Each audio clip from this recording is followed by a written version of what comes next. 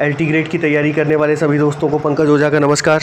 दोस्तों, ये देखिए आपके सामने लेकर आ गया हूँ जॉन कीट्स की दूसरी रचना जो एलटी ग्रेड के सिलेबस में है, la belle dame sans merci, a ballad by John Keats.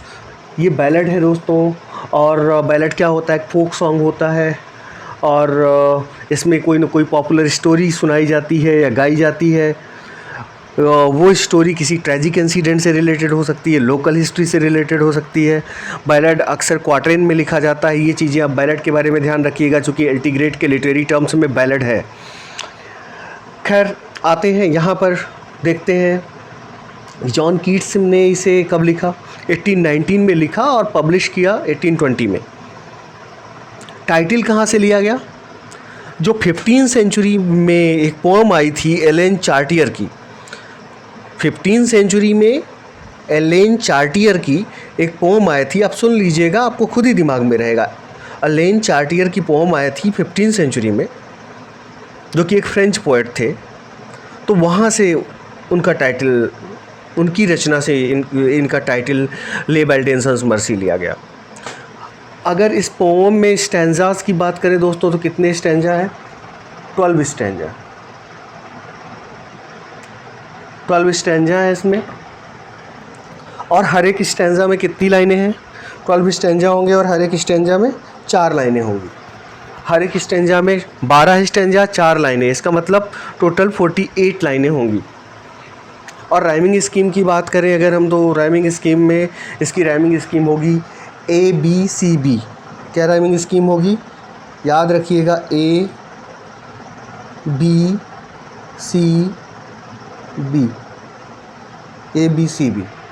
ABCB rhyming scheme होगी।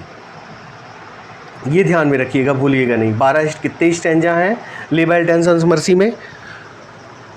कितने स्टैंजा हैं? 12 स्टैंजा हैं। हर एक स्टैंजा में कितनी लाइनें हैं? 4 लाइनें हैं हर एक स्टैंजा में, और हर एक स्टैंजा में 4 लाइनें हैं। और राइमिंग स्कीम क्या है, फिर से देख लीजिए।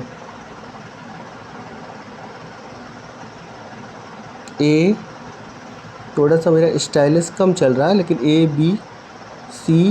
ABCB, तो ABC याद रखिए, उसके बाद फिर से B। Okay, ABCB rhyming scheme हो जाएगी ABCB। ध्यान में रखिएगा, ABCB।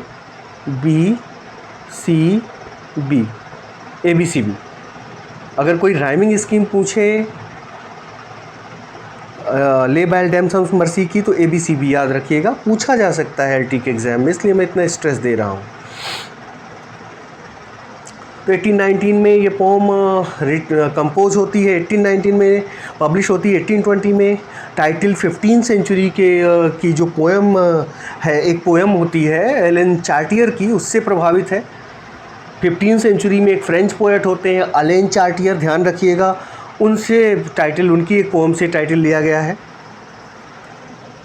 और ये पूरी की पूरी इस बैलेड में जो कहानी है, एक सरदार के बारे में, एक नाइट के बारे में है, एक योद्धा के बारे में है। ध्यान रखिएगा, जो कि इधर उधर घूम रहा है। तो कुछ कारण होगा। हाँ, कारण है, एक सुंदर महिला की तलाश में घूम रहा है। इधर उधर घूम रहा है, किसकी तलाश में? एक सुंदर महिला की तलाश में। He shares with the poet saying that the beautiful lady takes him to her cave where she makes love with him। एक वो बताता है स्पीकर को, इस कविता के जो स्पीकर हैं उनको बताता है कि एक मुझे सुंदर महिला मिली और मुझे वो एक गुफ़ा में ले गई, और गुफ़ा में ले जाकर उसने मुझे बहुत प्यार किया।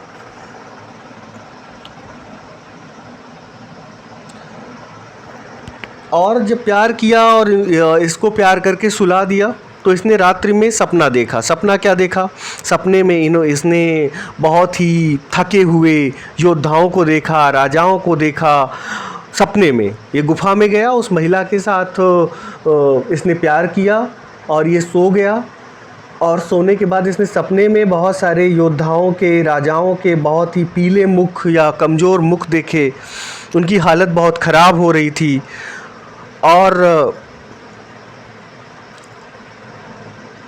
ये जितने राजा थे, राजकुमार थे, ये सब वार्न कर रहे थे और क्या कह रहे थे कि जो तुम जाग जाओ और ये जो लेडी तुम्हारे साथ है वो शी इज़ विदाउट मर्सी, उसमें दया नहीं है। तो बिल्कुल वो जाग गया। He does not find lady, उसे लेडी कहीं नहीं मिली और तब तक वो ढूंढता रहा और कहीं ना कहीं दोस्तों इसमें मैं बताना चाहूँगी कि ये पोम इसी कारण से थोड़ी सी ऑटोबायोग्राफिकल हो जाती है। ऑटोबायोग्राफिकल क्यों हो जाती है पोम कि ये कहीं ना कहीं ये फैनी ब्राउने का ये एहसास होता है इस पोम में। मीडिवल एटमॉस्फियर है, कहीं ना कहीं इस बैलेट के माध्यम से कीट्स अपनी जीवन की बात बताते हैं। तो ये ऑटोबायोग्राफिकल पोम भी अगर क्वेश्चन पूछा जाता है which of the Keats poems is autobiographical, अगर ये ऑप्शन होता है तो बिल्कुल लेबेल डेमसन्स मर्सी ऑटोबायोग्राफिकल है, ध्यान में रखिएगा। मीडियल एटमॉस्फियर है, मैजिक है, मिस्ट्री है इस पोम की थीम में। और ये जो पोम है वो बताती है कि जॉन कीट्स की कितनी ज़्यादा मास्टरी थी बैलेड स्टैंजा में।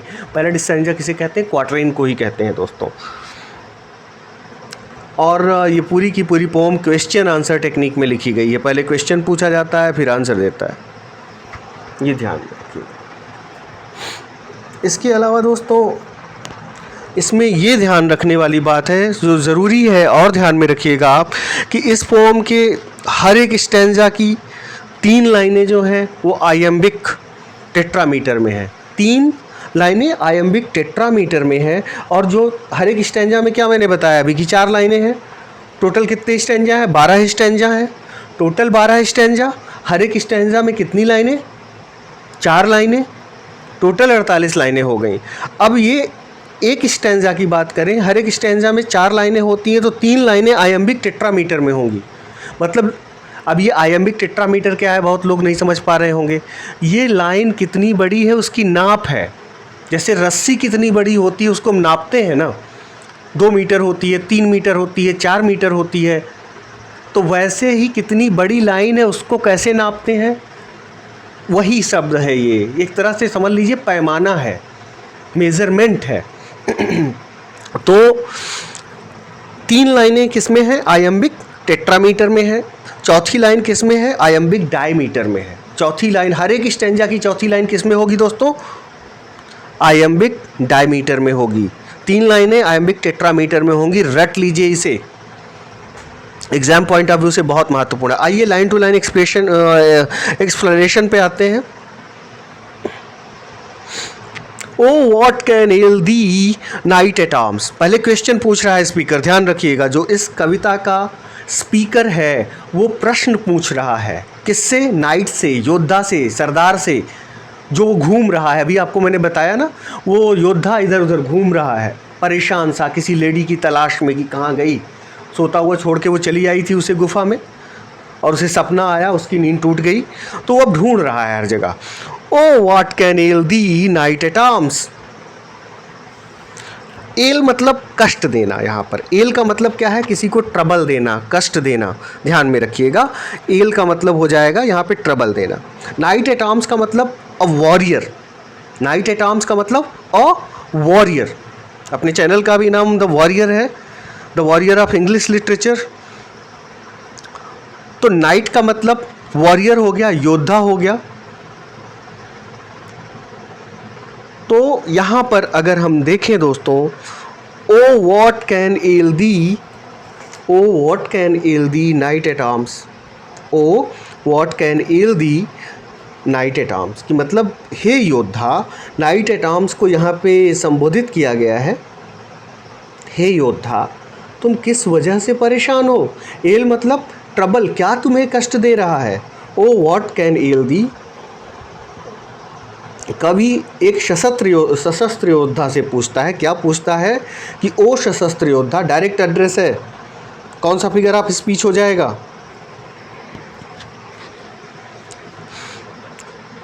बताइएगा मुझे। तो कभी एक सशस्त्र योद्धा से क्या पूछता है कि तुम्हें क्या कष्ट है, वॉट कैन एल दी, मतलब क्या तुम्हें परेशानी है।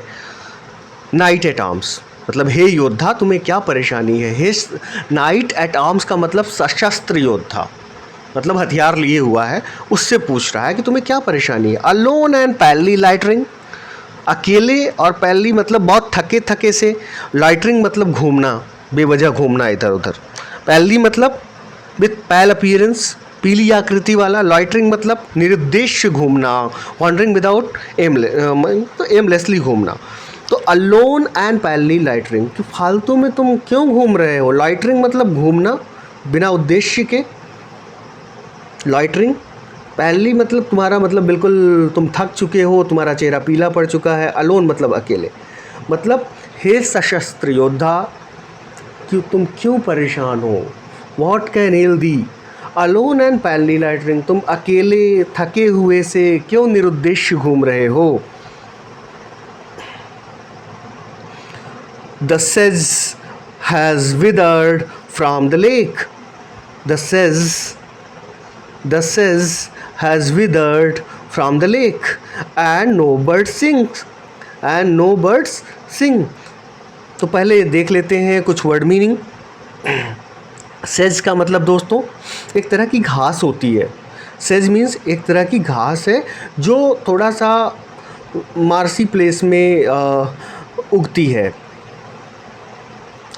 नम जगहों पर। मार्शी प्लेस मतलब नम जगहों पे उगती है। तो सेज एक तरह की घास है, कहाँ उगेगी, थोड़ी नम जगहों पे उगेगी दोस्तों, थोड़ी नम जगहों पे उगेगी। अब विदर्ड मीन्स द सेज has withered from the lake. तो विदर्ड का यहाँ क्या मतलब हो जाएगा, सूख जाना, मुरझा जाना। सूख जाना या मुरझा जाना। फ्रॉम द लेक मतलब तो आप जानते हैं झील। तो जो घास है वो नम स्थान में पाई जाने वाली जो घास है वो मुरझा गई है। From the lake and no bird sing, जो लेक के किनारे या जो झील की घास है वो मुरझा गई है। And no bird sings, and no birds sing, और पक्षी भी नहीं गा रहे हैं। अब घास भी मुरझा गई है, पक्षी भी नहीं गा रहे हैं। ये किस ओर संकेत दे रहा है, ऐसा लग रहा है कि सर्दी की ऋतु आरंभ हो गई है, ऐसा संकेत दे, इन लाइनों से संकेत आ रहा है, हिंट मिल रहा है। अभी आगे देखते हैं। O what can ail thee knight at arms alone and palely loitering, the सेज has withered from the lake and no bird sing, कि क्या तुम्हें परेशान कर रहा है हे सशस्त्र योद्धा, तुम इस तरह क्यों घूम रहे हो निर्दोष। नदी जो झील की जो घास है, जो नम स्थानों में पाई जाने वाली जो झील के पास की घास है वो भी मुरझा गई है और पक्षी भी नहीं गा रहे हैं, लेकिन तुम कहाँ घूम रहे हो। अगले हम चलेंगे दोस्तों स्टैंजा पे। एक स्टैंजा हो गया और इसकी राइमिंग स्कीम मैंने आपको बताई है, भूलिएगा नहीं। यहाँ पर क्या होगी, ए, फिर से हम देख लेते हैं। ये वाली जो पहली वाली हो जाएगी ए हो जाएगी, ए, ये बी सी, ये देखिए छोटा सा है। चूँकि छोटा सा क्यों है, ये आयम्बिक डायमीटर है, नाप है, मैं बता रहा हूँ। जो राइमिंग इसकी ए बी सी बी, अगर आप देखिए लाइटरिंग सिंग आपस में राइम कर रहा है, ए बी सी बी, ये हरदम राइम करेगा। ये वाला बी राइम करेगा। तो O what can ail thee knight at arms alone and palely loitering, the सेज has withered from the lake and no bird sing. 3 लाइनें किस में होंगी, आयम्बिक टेट्रामीटर में होंगी। चौथी लाइन आयम्बिक डायमीटर में होगी।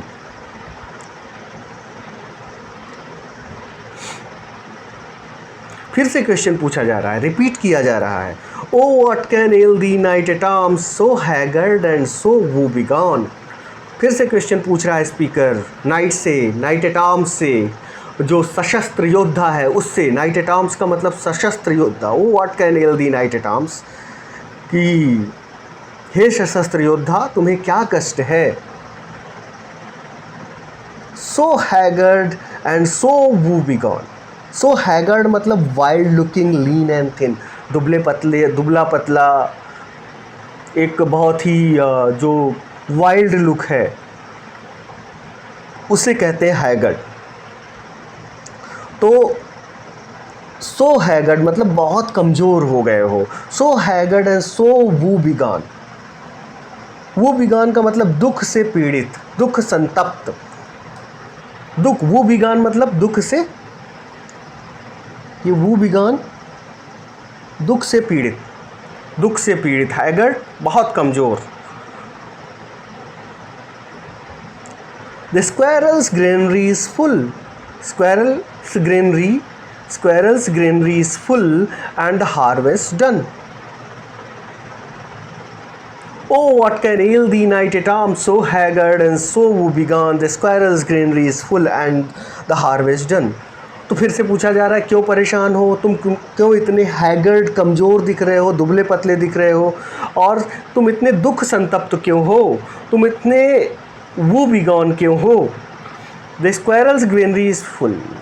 जो एक स्क्वायरल होती है, जो गिलहरी होती है, उसने भी अपने खाने का इंतज़ाम कर लिया है, अनाज से अपनी अन्नागार को भर लिया है। ग्रेनरी मतलब अन्नागार, फुल मतलब फुल हो गई। एंड द हार्वेस्ट डन, और फसल कट चुकी है। फसल कट चुकी है। अब यहाँ पे क्लियर हो गया कि अगर फसल कट चुकी है इसका मतलब पक्का ठंड का मौसम है। गिलहरी भी अपने अन्नागार को भर के अंदर है, मतलब कोई बाहर नहीं है। कवि के स्पीकर के कहने का मतलब है कि जब कोई भी बाहर नहीं है, सब अपने अपने घरों में है, तो तुम बाहर ही क्या कर रहे हो, क्यों घूम रहे हो इतने दुबले पतले कमज़ोर, वो बिगान, दुख संतप्त। आगे देखते हैं, फिर से स्पीकर कह रहा है, I see a lily on thy brow, I see a lily on thy brow. तो यहाँ पे कंफ्यूज नहीं होना, हमेशा याद रखना, पूछता है ये question, I see a lily on thy brow में कौन सा फिगर ऑफ स्पीच होगा, कौन सा होगा? मेटाफर होगा। बहुत बार बार पूछा जाता है, एलटी ग्रेड के लिए बहुत इंपॉर्टेंट है। आई सा अ लिली ऑन दाई ब्रो कहाँ की लाइनें हैं, ये भी पूछी जा सकती हैं। कहाँ की लाइनें हैं? लेवेल डेंसन्स मर्सी की लाइनें हैं।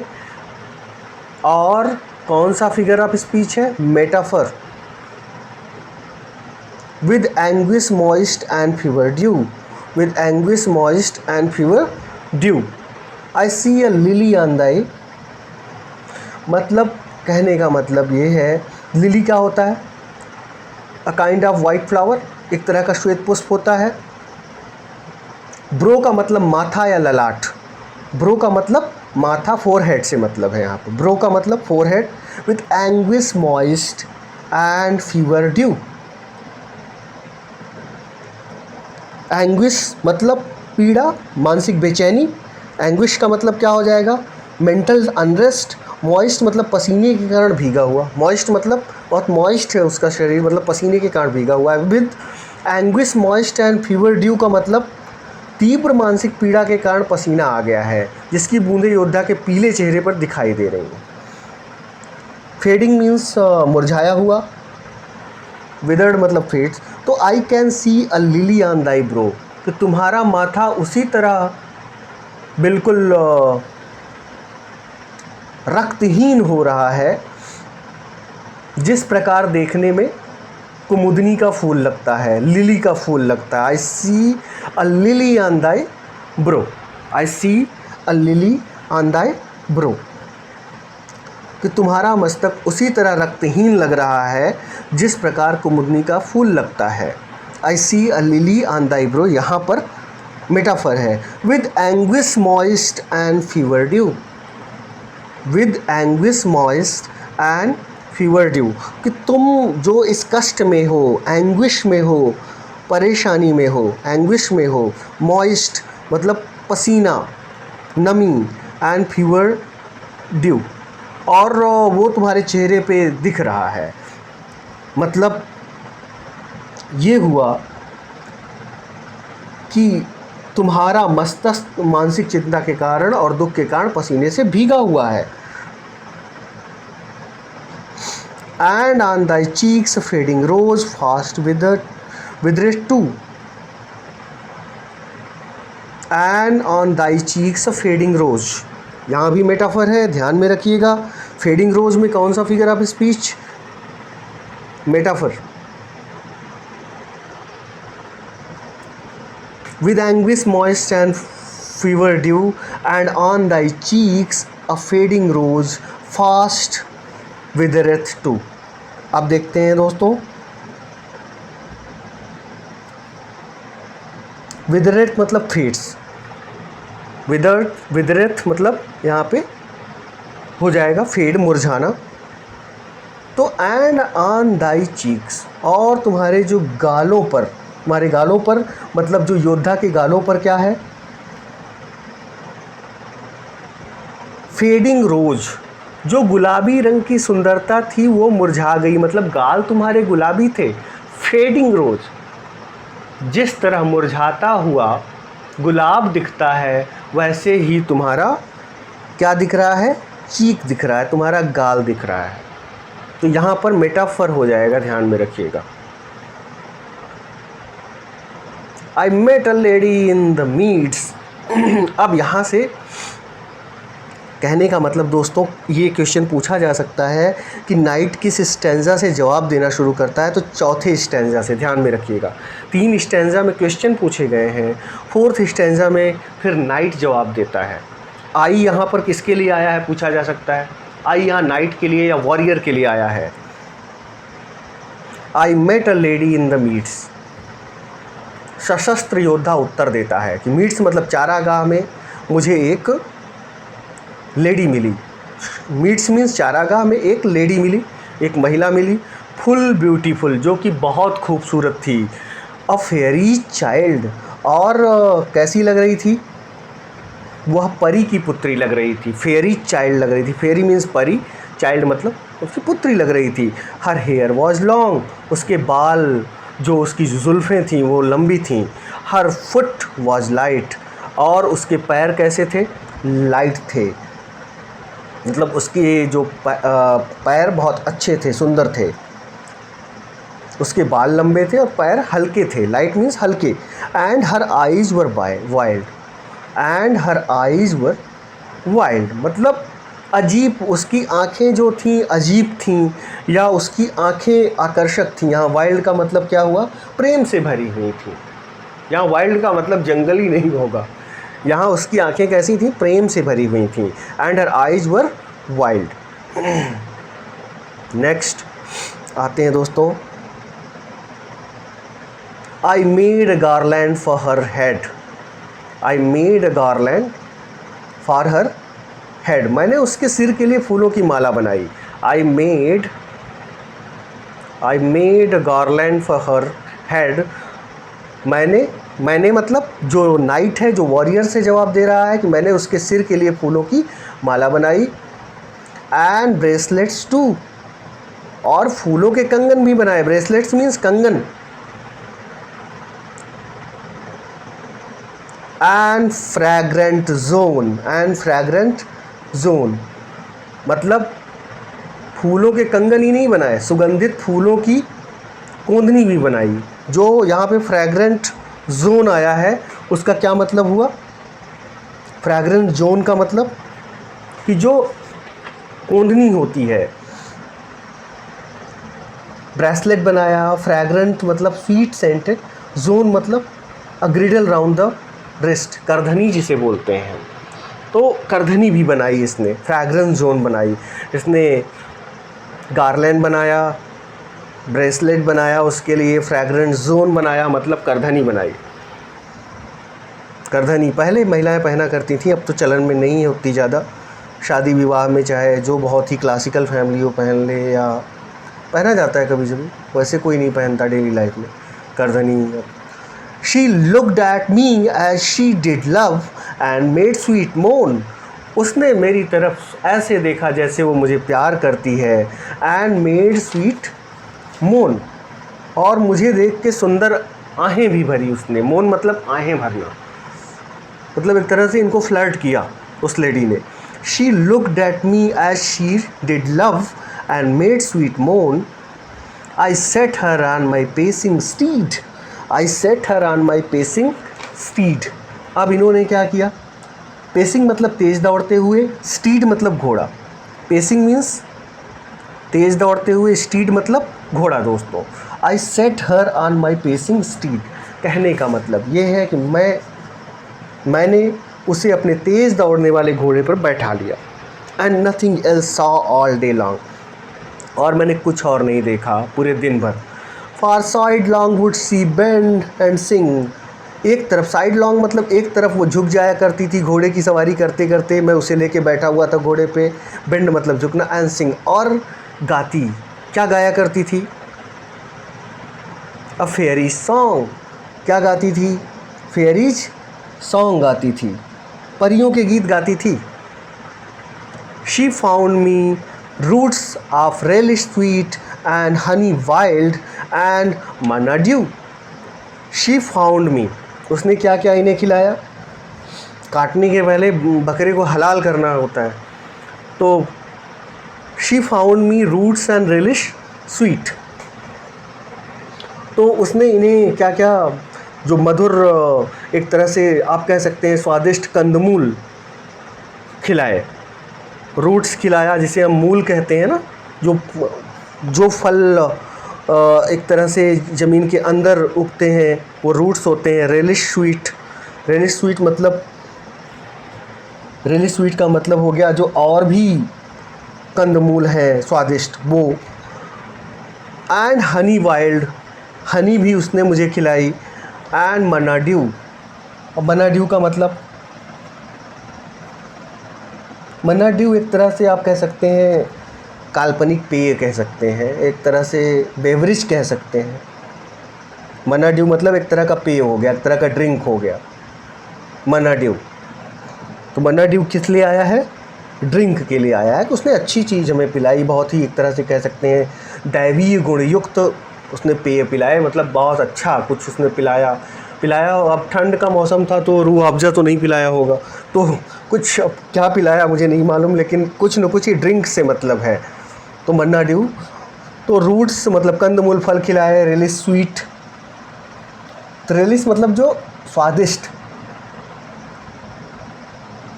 और रेलिश स्वीट जो कि मतलब कुछ स्वादिष्ट चीज़ें भी खिलाई। एंड हनी और शहद भी खिलाई। हनी वाइल्ड मतलब honey gathered from the hives and wild bees, तो ये चीज़ें खिलाई पिलाई इनको पहले स्पीकर को, और नहीं नाइट को, वॉरियर बता रहा है कि उसे मैं उस लेडी ने मुझे कैसे फ्लर्ट किया, पहले खूब खिलाया पिलाया। And sure in language strange she said, and sure in language बिल्कुल निश्चित रूप से, पहले देखिए वो ऐसे लग रहा है कभी को कि पिछले स्टैंजा में आपने देखा होगा कि वो उससे प्यार करती है, ऐसा उसने देखा मेरी तरफ तो मुझे लगा, बट यहाँ पर and sure in language strange she said, बहुत ही विचित्र लैंग्वेज में निश्चित होकर उसने कहा, आई लव दी ट्रू, कि मैं बिल्कुल तुमसे सच्चा प्यार करती हूँ। I love thee true.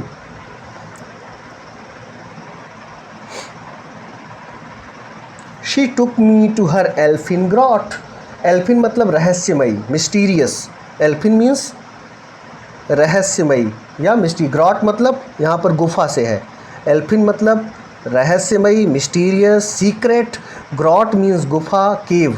And there she wept and sighed full sore, अब वहाँ पे उसने प्रेम की आहें भरी,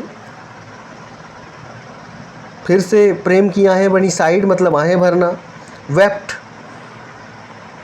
and sighed full, wept and sighed full मतलब ज़ोर ज़ोर से आहें भरी, रोई मतलब शी वेप्ट, वह रोई और उसने ज़ोर ज़ोर से आहें भरी, फुल सोर, कि मतलब इनको एक गुफा में ले गई, मिस्टीरियस गुफा में ले गई, वहाँ उसने प्यार की आहें भरी, वो रोई, मतलब इमोशनली ब्लैकमेल किया आप कह सकते हो, आज की लैंग्वेज में समझाता, emotional blackmail.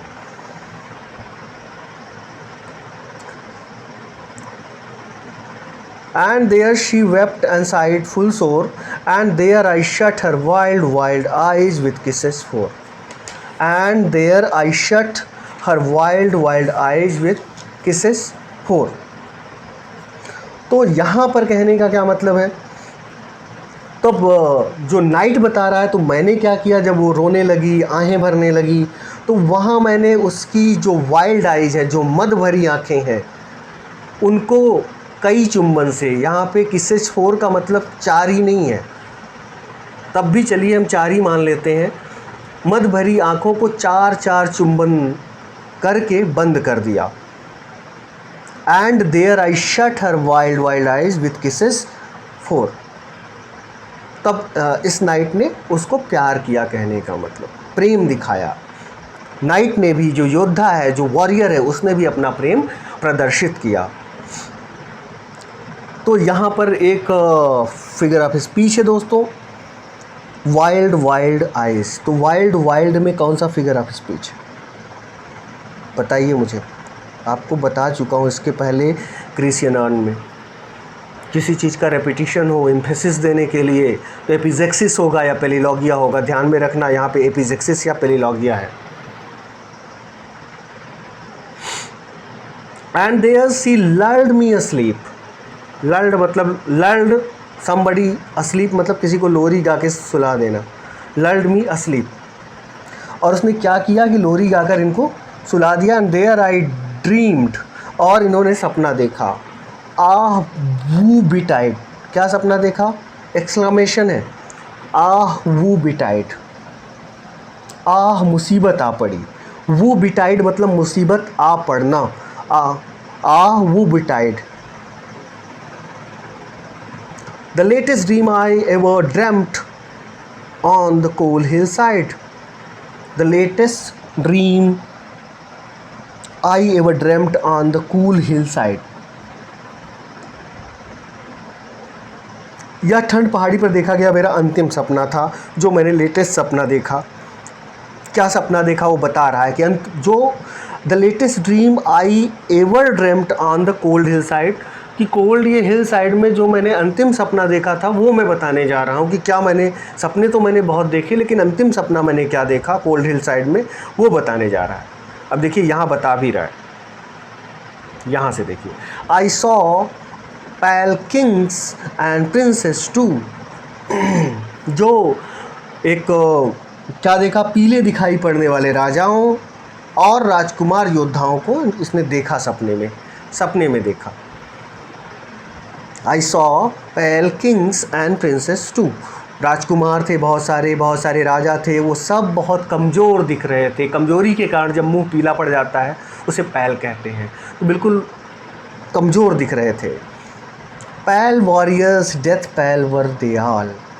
Pale warriors death pale were they all. वो कैसे थे? वो योद्धा थे लेकिन वो मृत्यु की तरफ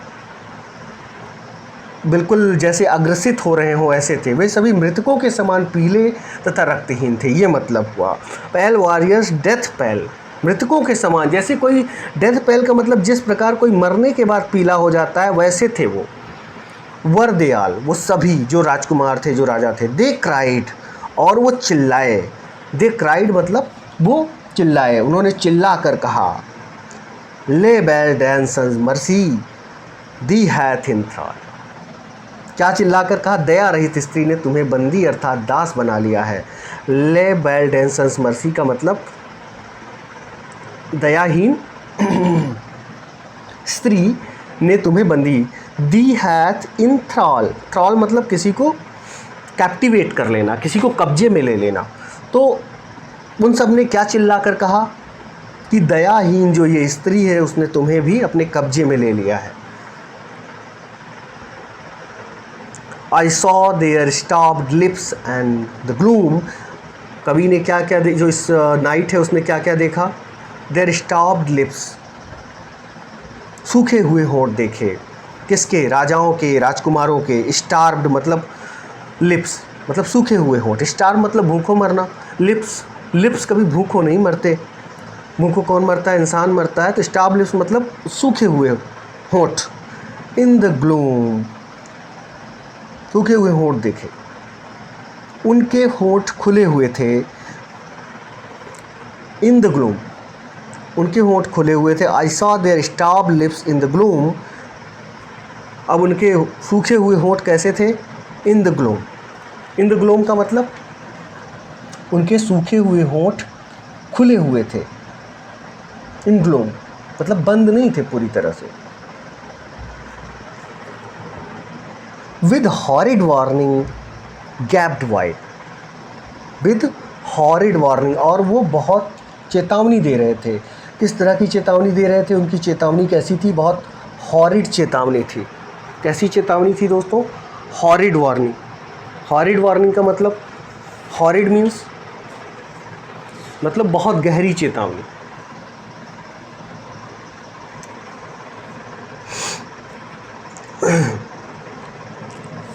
कोई गहरी चेतावनी हो, कोई एक भययुक्त चेतावनी हो, तो उसे हॉरिड बोलते हैं। I saw there starved lips in the gloam, जो उनके हमने होठों को देखा और जो बहुत ज़्यादा क्या थे, with horrid warning gaped wide, with horrid warning gaped wide, ये उनके होंठ यहाँ पर, गेप्ड मतलब खुले हुए थे, यहाँ लिप्स उनके होंठ, गेप्ड वाइड मतलब बहुत ज़्यादा खुले हुए थे। इन द ग्लोम, ग्लोम मीन्स, ग्लोम का मतलब दोस्तों हो गया, जो ग्लोम होगा वो हल्का प्रकाश, अंधेरा तो नहीं है पूरी तरह से, लेकिन हल्का प्रकाश यहाँ पे अर्थ है, हल्का प्रकाश, ग्लोम। तो I saw there starved lips in the gloam, उनके होठ को, जो कि वो भूखे भी थे, स्टार्व थे, भूखे मर रहे थे, पीले पड़े हुए थे, और उनके होंठ खुले हुए थे, उनके होंठ लिप्स क्या थे? गेप्ड वाइड थे, खुले हुए थे। And I अवोक and found me here, मैं एकाएक अवोक हो गया, मतलब उठ गया, जाग गया, और फाउंड मी हियर, मैं अपने आप को यहाँ पाया, on the cold hill side, और अपने आप को कहाँ पाया? कोल्ड हिल साइड में, ये ठंडी जगह पे मैंने अपने आप को पाया। And this is why I sojourn here, यही कारण है कि मैं यहाँ स्टे कर रहा हूँ, उस वॉरियर ने बताया। सॉजर्न मतलब स्टे करना, रुकना, सॉजर्न स्टे करना, रुकना। हियर अलोन एंड पैलली लाइटिंग, यही कारण है मैं अकेले और इतना कमज़ोर होकर मैं इधर उधर निरुद्देश्य घूम रहा हूँ। दो द सेज इज़ विदर्ड, यद्यपि कि जो सेज है, जो झील की घास है, वो विदर सूख गई है, फ्रॉम द लेक, लेक से, एंड नो बर्ड सिंग, यद्यपि कि कोई चिड़िया नहीं गा रही है, फिर भी मैं घूम रहा हूँ इधर उधर। तो एक फ्लर्टिशियस लेडी के बारे में है, ले बेल डेम्सन्स मर्सी पोम का टाइटल है, जो कि फ्रेंच टाइटल है, ध्यान में रखिएगा, पूछा जा सकता है।